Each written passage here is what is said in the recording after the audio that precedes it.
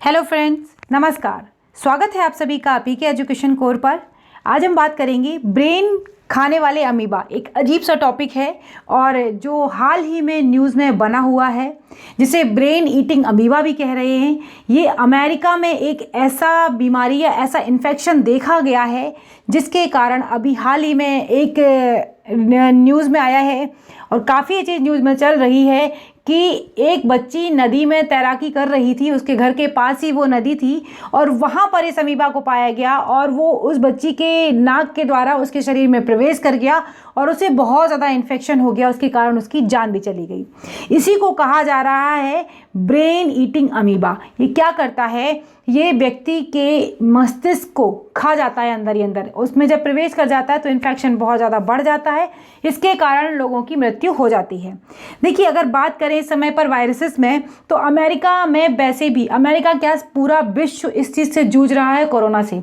कई जगह पर वैक्सीन्स की खबरें आ रही हैं। वैक्सीन्स जब तक आम जनता तक पहुँचेगी तब तक काफ़ी टाइम लगेगा, लेकिन उसी बीच अमेरिका में इतनी ज़्यादा मृत्यु दर बढ़ गई है कोरोना की वजह से। और उसी के बीच में अब एक ब्रेन ईटिंग अमीबा के बढ़ते इन्फेक्शन ने अमेरिका की चिंता को और भी ज़्यादा बढ़ा दिया है। यह बीमारी जो है वो पानी से फैलने वाली बीमारी है। इससे टेक्सास में 10 साल के एक बच्ची की मौत हो चुकी है। यह अमीबा इंसान के दिमाग को नुकसान पहुंचाता है।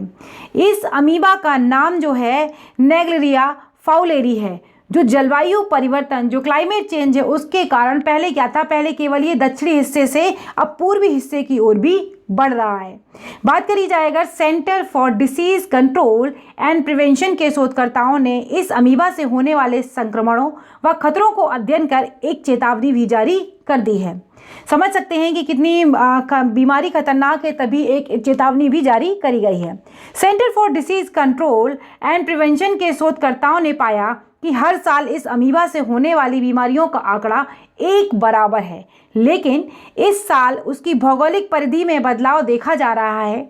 North Dakota, Michigan, Indiana, Ohio और विस्कॉन्सिन जैसी जगहों पर इस बीमारी का संक्रमण पहले से ज़्यादा हो रहा है। देखिए, संक्रमण जब बढ़ रहा है तो जाहिर सी बात है एक डर वाली बात तो आई गई, और इसमें ये खतरनाक बहुत ज़्यादा है क्योंकि जितने भी लोग, लगभग कहा जाए 4-5 साल में 145 लोग इसमें संक्रमित हुए हैं, तो उसमें से केवल 4 लोगों की जान बच पाई है, बाकी सारे लोगों की मृत्यु हो गई है। तो वायरस नहीं, तो ये परजीवी जो है वो बड़ा ही ज़्यादा खतरनाक है। और ये मस्तिष्क में किस तरीके से प्रवेश करता है, नाक के थ्रू ये चला जाता है। अगर मुंह के अंदर जाए, मुंह से जाएगा तो फिर ये इन्फेक्शन नहीं करता है, लेकिन अगर नाक के थ्रू गया तो ये इन्फेक्शन कर देता है और ये मस्तिष्क में चला जाता है। यह अमीबा ब्रेन संक्रमण का कारण बन सकती है। नेग्लेरिया फाउलेरी से होने वाली बीमारी का नाम अम्बेरेक मेनिंगो एन्सेफलाइटिस है। इसकी बीमारी का नाम क्या है, थोड़ा बड़ा है तो आप इसको देख सकते हैं आसानी से। इसका नाम है मेनिंगो एन्सेफलाइटिस, इसका नाम है और काफ़ी खतरनाक बीमारी है। इसको आप एक चीज़ और ध्यान रखिएगा, ये एग्जाम में पूछा जा सकता है, काफ़ी इंपॉर्टेंट पॉइंट है। स्पेशली अगर मैं बात करूँ यूपीएससी या यूपीपीसीएस में यहाँ से क्वेश्चन बन सकते हैं।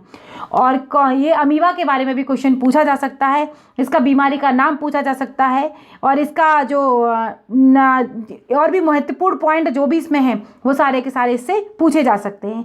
अब देखते हैं कि ब्रेन ईटिंग अमीबा क्या है। ये करंट के हिसाब से काफ़ी इंपॉर्टेंट टॉपिक है। मैं बार बार आपसे कहती हूँ, प्लीज़ आप जहाँ पर भी लिख रहे हों, जहाँ पर भी अपने नोट्स बना रहे हों, ऐसे पॉइंट्स ज़रूर लिखते चलें तो आपको बहुत फ़ायदा होगा। अदरवाइज़ करंट एक दिन में ख़त्म होने वाली नहीं है। आप अगर ये सोच के बैठे हैं कि मैं 2-4 महीने में की करंट 2-4 दिन में कर लूँगा, पॉसिबल नहीं है। सारा का सारा आपका हौच पौच हो जाएगा, फिर आपको बहुत दिक्कत होगी।